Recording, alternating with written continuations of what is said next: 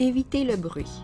Il peut être surprenant d'apprendre qu'entre 2006 et 2015, près de 30 000 personnes ont eu besoin du soutien de la Commission de la sécurité professionnelle et de l'assurance contre les accidents du travail en raison d'une perte auditive due à l'exposition au bruit en milieu de travail. C'est donc dire que 30 000 personnes ont souffert de troubles comme les acouphènes et de pertes auditives temporaires ou permanentes après avoir été exposées au bruit. Même s'il est heureusement possible d'utiliser des prothèses pour pallier la perte auditive due au bruit, il vaut mieux la prévenir. La première chose à savoir concernant la perte auditive due au bruit est qu'elle apparaît graduellement et n'est pas douloureuse. Pour cette raison, les dommages à l'ouïe ne sont souvent remarqués que tard dans la vie. Pour prévenir la perte auditive due au bruit, nous devons éviter les bruits tout comme nous évitons les obstacles qui risquent de nous faire trébucher ou toute autre chose posant un risque pour la santé et la sécurité. C'est pourquoi le ministère du Travail exige que les employeurs mettent en place des mesures pour protéger l'ouïe de leurs travailleurs.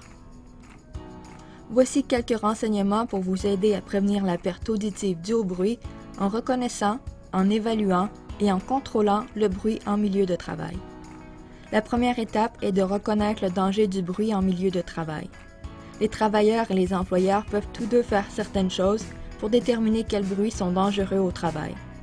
Par exemple, examinez l'équipement, les matériaux et les outils dans votre lieu de travail pour savoir de quelle façon ils contribuent au niveau de bruit. Les niveaux de bruit diffèrent-ils d'un endroit à l'autre? Vos oreilles teignent-elles après que vous avez passé du temps dans une pièce particulière ou effectué une tâche précise? Prenez le temps d'examiner tous les renseignements à votre disposition, comme les rapports soumis à propos d'un bruit fort, les documents des fabricants de l'équipement concernant les niveaux sonores ou tout autre rapport sur les résultats de tests déjà menés.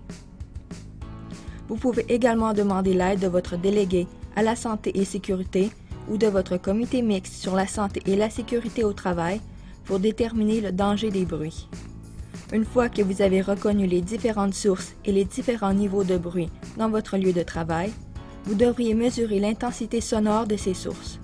N'oubliez pas la règle du ministère du Travail, selon laquelle l'exposition moyenne au bruit d'un travailleur ne devrait pas excéder 85 décibels durant une journée de travail de 8 heures.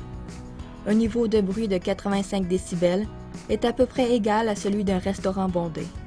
Si vous avez besoin de crier pour vous faire entendre d'une personne qui se trouve à une longueur de bras, le niveau de bruit est probablement supérieur à 85 décibels. Si vous croyez que le niveau de bruit dans votre lieu de travail est plus élevé que 85 décibels, une évaluation devrait avoir lieu afin de déterminer le risque. Vous pouvez utiliser des sonomètres pour mesurer les niveaux sonores et vous pouvez également engager un professionnel qui effectuera une évaluation de l'exposition au bruit. Une fois que les niveaux de bruit ont été reconnus, il est temps pour les employeurs de mettre en place certaines mesures de contrôle afin de se conformer à la loi sur la santé et la sécurité au travail et protéger l'ouïe de tout le monde. La priorité est de minimiser le bruit en milieu de travail. Pour ce faire, vous pouvez déplacer les machines bruyantes, comme les compresseurs et les génératrices, pour qu'elles soient loin des travailleuses et travailleurs. Acheter ou louer de l'équipement conçu pour émettre des niveaux sonores plus faibles.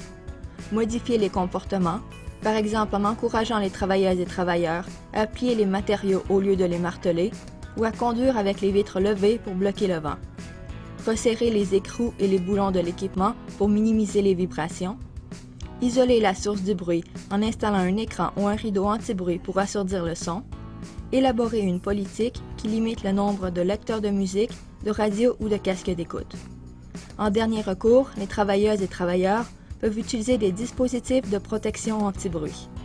Cette solution est un dernier recours parce que les dispositifs de protection anti-bruit sont en fait le moyen le moins efficace de se protéger de l'exposition au bruit. De plus, il est courant de mal utiliser ces dispositifs et ceux-ci ne protègent que les travailleurs qui les portent. Tous ceux qui ne font que passer et ne sont pas au courant du danger ne sont pas protégés. Pour ces raisons et d'autres encore, les dispositifs de protection anti-bruit devraient seulement être considérés comme une mesure temporaire ou être utilisés si l'employeur ne peut pas contrôler les niveaux de bruit. Pour en savoir plus sur la façon d'éviter le bruit, visitez les sites web de ces organismes partenaires.